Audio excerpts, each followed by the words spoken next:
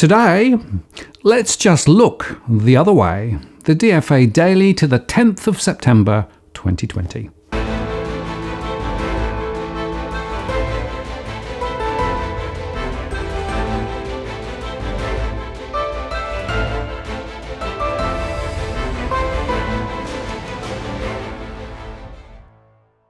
Hello again, I'm Martin North from Digital Finance Analytics. Welcome to the latest post covering finance and prop news with a distinctively Australian flavour and with a little philosophy on the side. The Age reports that inner Melbourne is projected to lose 79,000 jobs annually and bleed more than $110 billion in revenue over the next 5 years as the COVID-19 recession savages the central city. New modelling predicts the Andrews government's decision last month to move from Stage 3 to Stage 4 restrictions will cost the city's economy $61 billion over 5 years, although the modelling did not take into account the economic or health impacts of a worsening pandemic. Job losses across Victoria have already far eclipsed the heights of the 1990s recession and are projected to hit almost 400,000 annually over 5 years. Accounting giant PwC conducted modelling for the City of Melbourne and the Victorian Government, showing the economic effects of the pandemic on inner Melbourne will be far worse than the 1990s recession, equivalent to the combined impacts on the city of World War I and the Spanish flu pandemic. PwC forecasts statewide economic output will fall by $327 billion over the next 5 years compared to pre-COVID projections, and says an average of 398,000 jobs will be lost each year over the next 5 years. It predicts the City of Melbourne's economy will contract by up to $23.5 billion this year, or 22% of forecasted growth. PwC conducted its modelling amid a shifting pandemic and soaring coronavirus case numbers, and according to two scenarios presented in its full report, if Melbourne stayed in Stage 3 restrictions, the City of Melbourne would have faced a $49 billion shortfall in projected revenue over 5 years. Once Metropolitan Melbourne moved to Stage 4 restrictions, that projection ballooned to $110 billion in lost revenue. Australian Venue Co Chief Executive Paul Watterson, who owns 42 Victorian hospitality venues, said his company would invest $30 million in refurbishing pubs in Queensland, but he predicted businesses would take an extremely cautious approach to capital allocation in Melbourne for some time.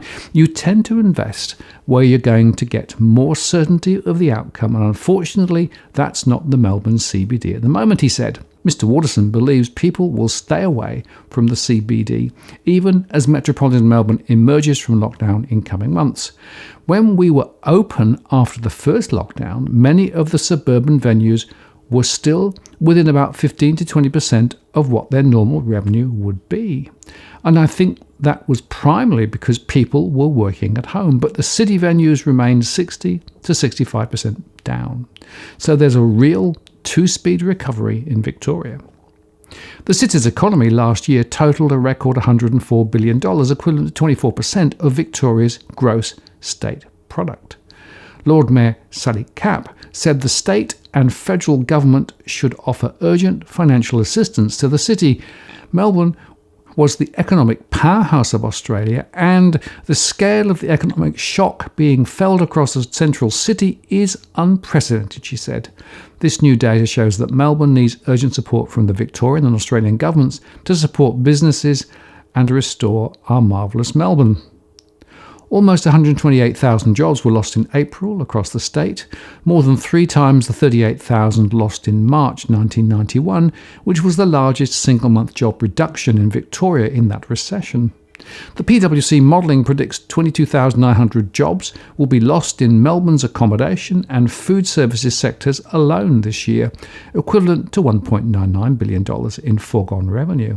Under the government's plan to leave lockdown, hospitality businesses will be able to reopen for limited dining and retailing businesses from October the 26th if the 14-day COVID-19 case average has fallen to 5 or fewer, with no more than 5 cases of an unknown origin. A spokesman said the Andrews government had already announced more than $10 billion in assistance for businesses, workers and families, and hinted there was more to come.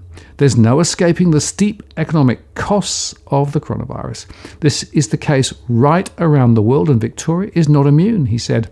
We are carefully considering what further economic support measures are necessary, and we will have more to say in due course. The Australian Retailers Association Chief Executive Paul Zara said traders will endure 16 weeks of continuous lockdowns. Restrictions have hit CBD retailers like a sledgehammer, and they have felt the pressure more than other locations under the weight of lost foot traffic and elevated rents, he said.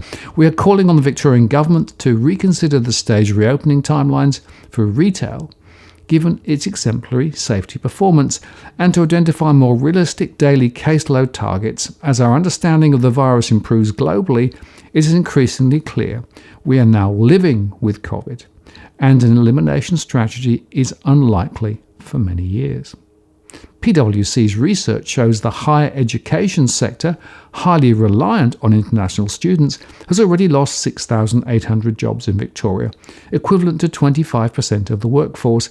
It says that for every dollar lost in higher education fees, an additional $1.5 is lost to the broader economy from student spending.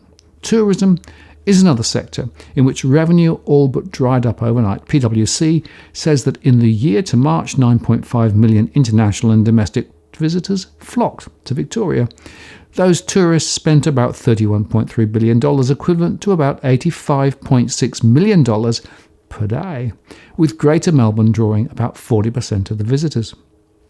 The PwC modelling assumes a slow economic recovery from the pandemic and public health measures being in place into next year. And Domain reported that Australia had suffered a $20 billion slump in major project approvals since the coronavirus crisis began, shrinking the pipeline of new construction. At the same time, political leaders claim their infrastructure plans will boost growth, according to data from Infrastructure Partnerships Australia. A new industry analysis warns the value of major contracts being awarded fell to $6.7 billion in the first 8 months of this year, down from $27.1 billion approved last year.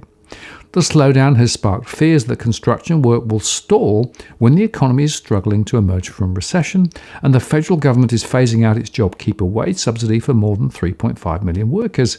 But this is a legacy of poor policy over recent years, with a focus on migration-led, property-led growth, supported by higher debt rather than a proper national growth plan. So what are the chances the upcoming October budget will change course despite all the words about job creation? Well, all I say is, don't hold your breath.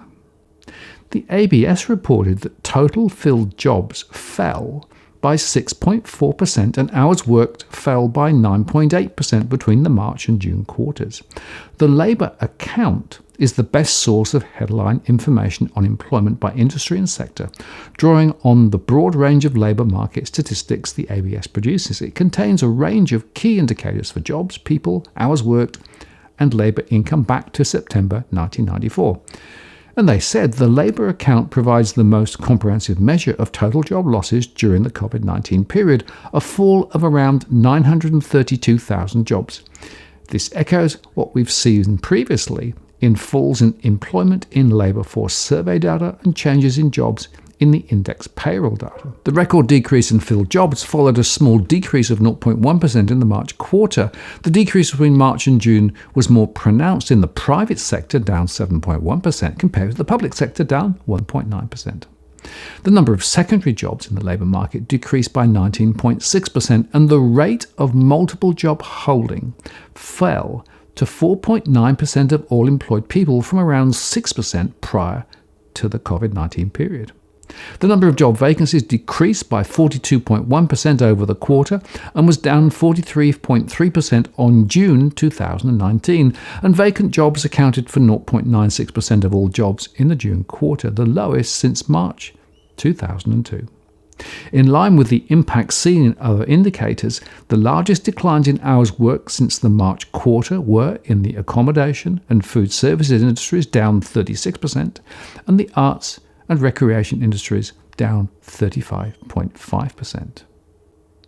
And over in New Zealand at interest.co.nz, Greg Ninnis asked whether the suggestion that house prices double every 10 years is an urban myth or fact.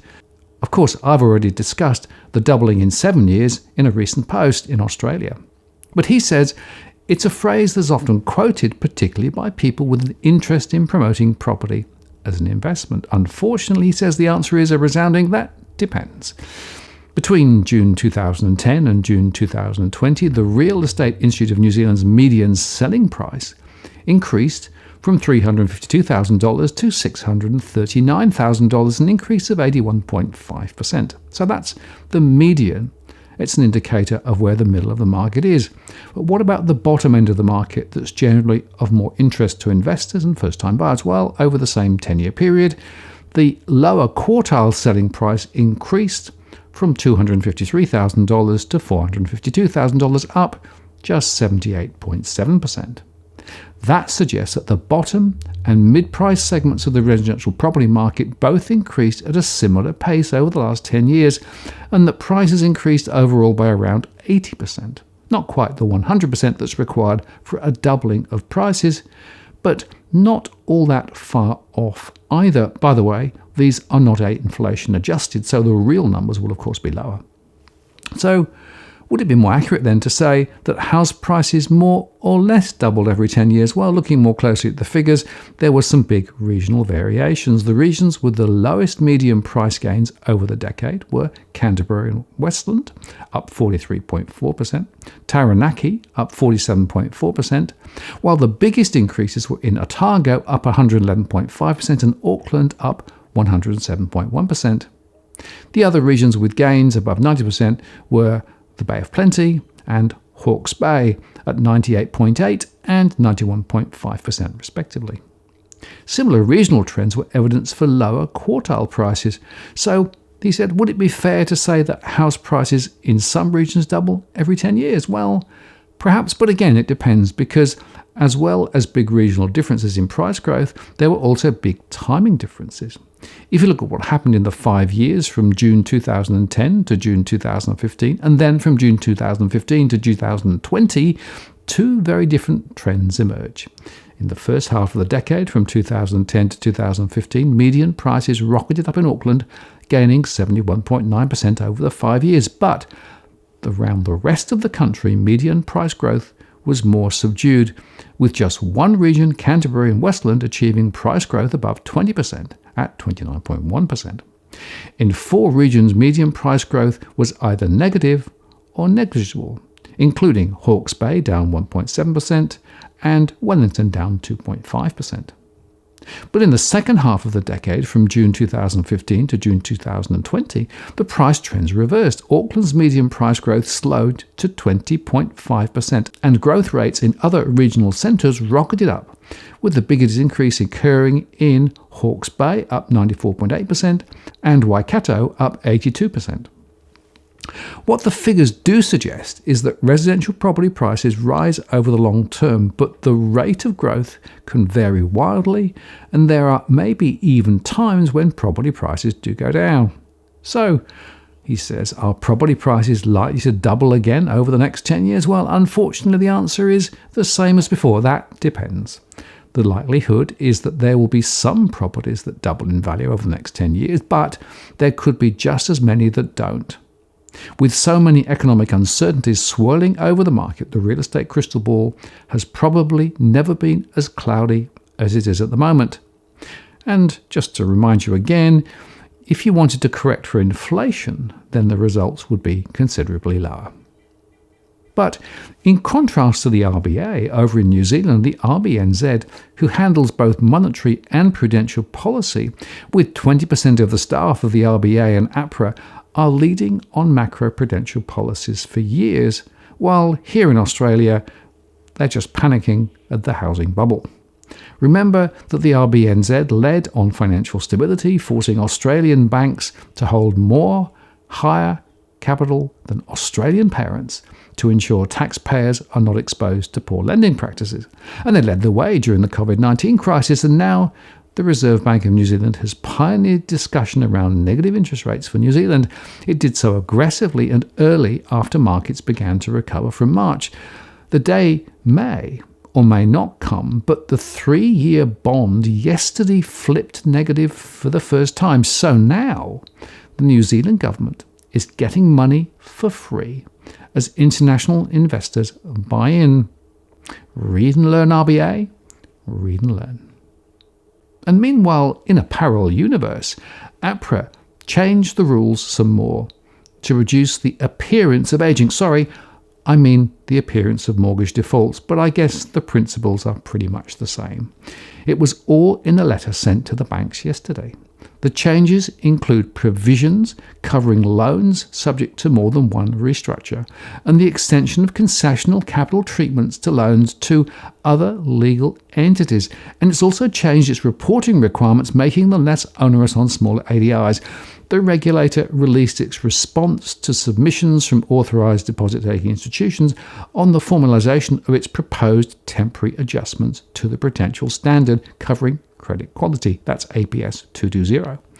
APRA wrote to ADIs in March saying lenders that offered borrowers impacted by COVID-19 an option to defer payments for a period of up to 6 months may not treat the repayment deferral period as a period of arrears for capital adequacy and regulatory reporting purposes. And in July, they wrote to APRA again saying that the regulatory adjustments will be extended until March next year.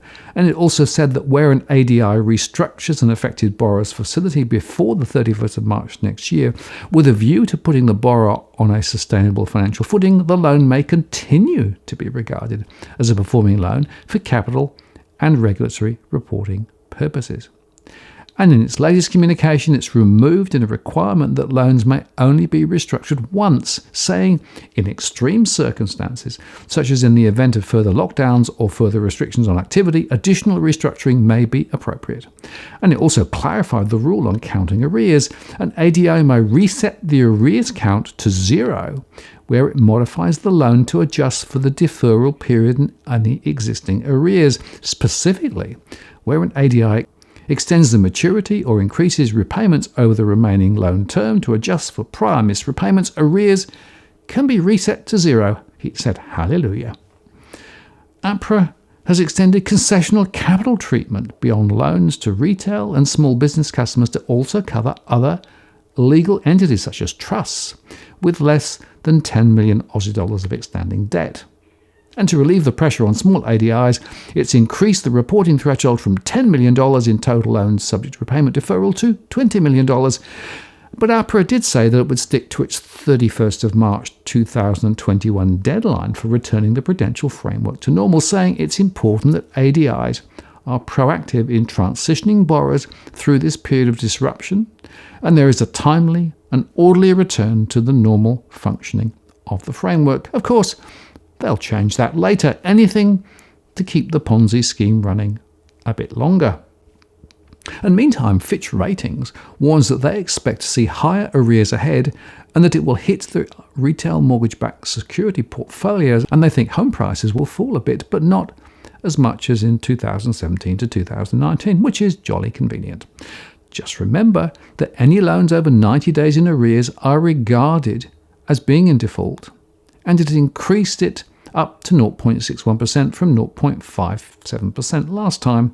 And they expect the default rate to rise after the first quarter of 21 once payment holidays end, due, they say, to the deteriorating macroeconomic conditions caused by the pandemic. But then APRA will simply shift the goalposts again.